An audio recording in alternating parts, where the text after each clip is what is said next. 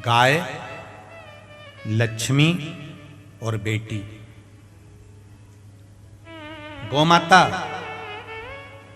लक्ष्मी और बेटी, ये तीन जब गलत जगह पर जाती है तो देने वाले को रोना पड़ता है।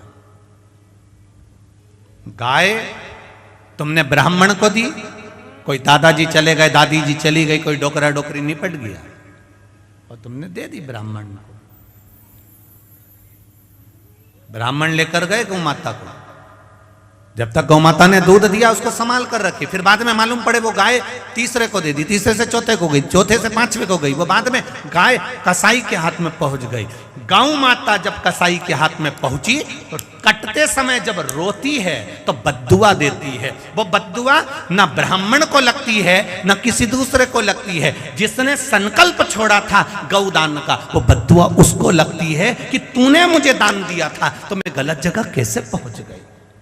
उसी तरह गौदान जिसने दिया उस दान करने वाले को रोना पड़ता है, और कन्यादान जिसने दिया, और बेटी अगर किसी गलत लड़के के चक्कर में फंस गई और तुमने कह दिया साहब हमने तो जमाई अच्छा देखा था और बेटी को दुख है, बेटी को तकलीफ है, बेटी को कष्ट है, तो उसको भी रोना पड़ता। कन्या दान करने वाले को रोना पड़ता।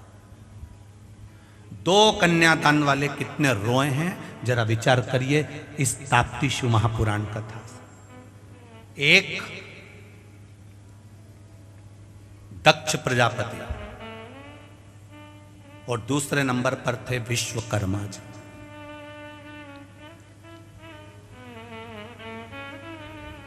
दो कन्यादान करने वाले कितने रोए, ये ताप्ती महापुराण प्रारंभ हो गई यहां से।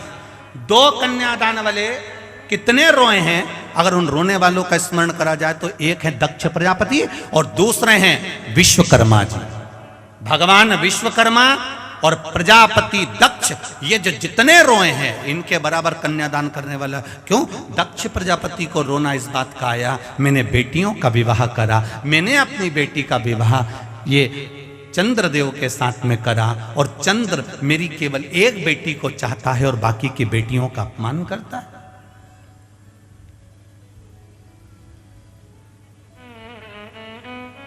सारी बेटियां दक्ष प्रजापति के सामने आकर खड़ी हो गई। पिताजी, एक बेटी ने भी दक्ष प्रजापति से ये नहीं कहा कि हमको दुख है, बस बेटी आकर खड़ी हुई और दक्ष प्रजापति की आंख में आंसू भरे थे।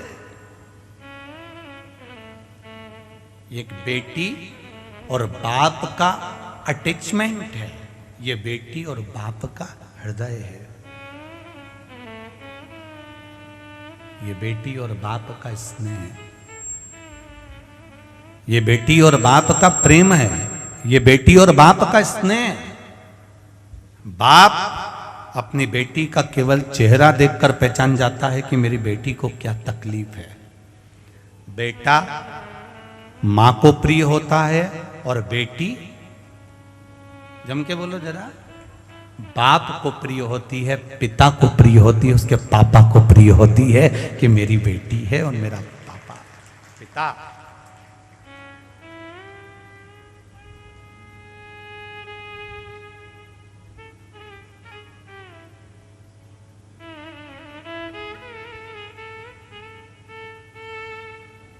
मायके का मतलब मालूम होता है सबको?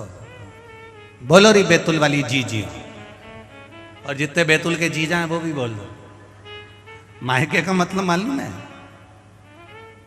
जहां पर जाने पर मां और माया दोनों मेरी हो वो मायका कहलाता है। मायके में जाने के बाद बेटी कह दे पापा ऐसा, तो पत्थर की वकील मेरी छोरी ने कहा अब तो ऐसा करूंगा ही सही, अब करूंगा ऐसा। मां मेरी माता ने जो कहा है मैं उसके अनुसार करूंगा। जहां पर मां और माया दोनों मेरी है वो मायका है। शादी हो गई, दूसरी जगह चली गई ससुराल, फिर भी जब वो मायके में आए तो उसको लगना चाहिए कि जीजी तुम्हारा ही है सब कुछ। अलमारी खोल दूं, साड़ी निकाल दूं, लो पहन लो। पर तुम्हारे अलमारी खोल दूं और साड़ी निकाल दूं पहन लो, ये तो बहुत दूर की बात हो गई रही मेरी बैतुल वालियों, बहुत दूर की हो गई।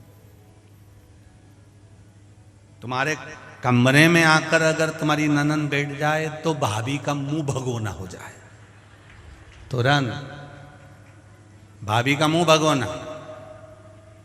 ये जीजी में अक्ल नहीं है क्या? पत्नी ने अपने पति से कहा, भाभी ने अपने भाई पति से कहा, तुम्हारी बहन में अक्ल नहीं है क्या रत्ती भर भी? जब देखो जब मेरे कमरे में आकर बैठ जाती है। भाई को कहना चाहिए ये सब उसका है, कुछ नहीं मांगा उसने। घर से जब गई थी, पिता ने कन्यादान में जो दे दिया, एक फ्रिज, 7,000 की अलमारी, वॉशिंग मशीन, मिक्सर भी ऐसा दिया जिसमें मूंगफली का दाना भी नहीं पिसाया।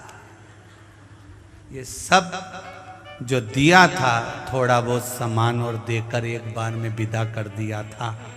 बस उस दिन लगा कि ये सब कुछ नहीं है। पर भाई को बोलना चाहिए कि तू बहन से इतना मत चिढ़, ये सब कुछ उसी का है।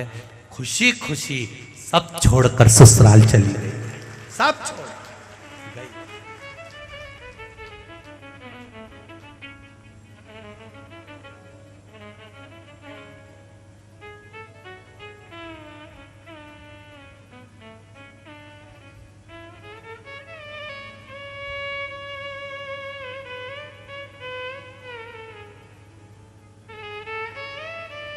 सब छोड़ दिया।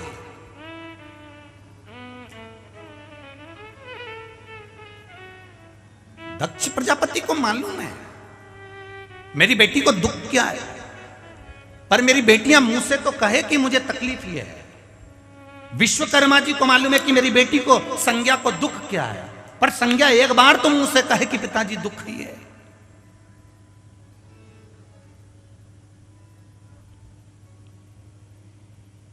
संज्ञा कौन? सूर्य नारायण भगवान की पत्नी।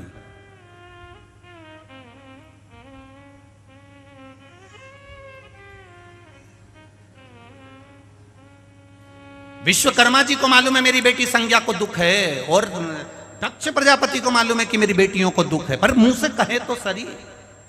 कई बार बेटियां बोल नहीं पाती, और बेटियों को बोलना चाहिए, बेटियों को कह देना चाहिए।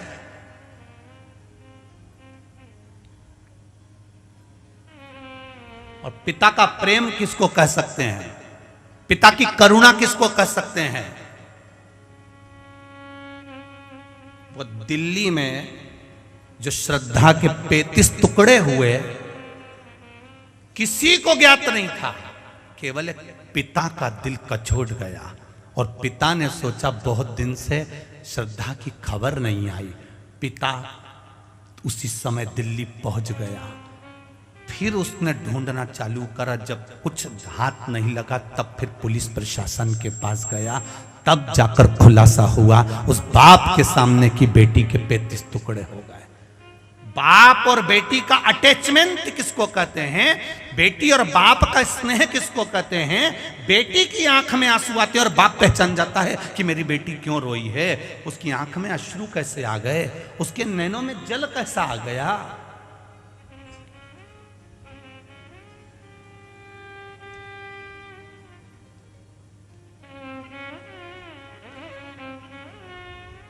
इसलिए हम बार बार कहते हैं फैशन और व्यसन, इन दो चीजों से बचने का कार्य करिएगा। ज्यादा फैशन में पड़ोगे तो भी बर्बाद हो जाओगे, और ज्यादा व्यसन में पड़ोगे तो भी बर्बाद हो जाओगे। फैशन भी तुमको बर्बाद कर देगा और व्यसन भी तुमको बर्बाद कर देगा।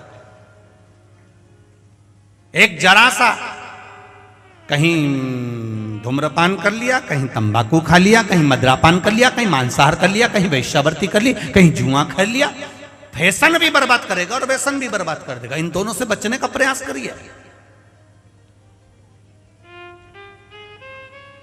जिसके घर का धन फैशन और व्यसन में दोनों में जा रहे हैं, चालू हो जाए, समझ लो धीरे धीरे कुछ ना कुछ गड़बड़ी होना प्रारंभ हो गई।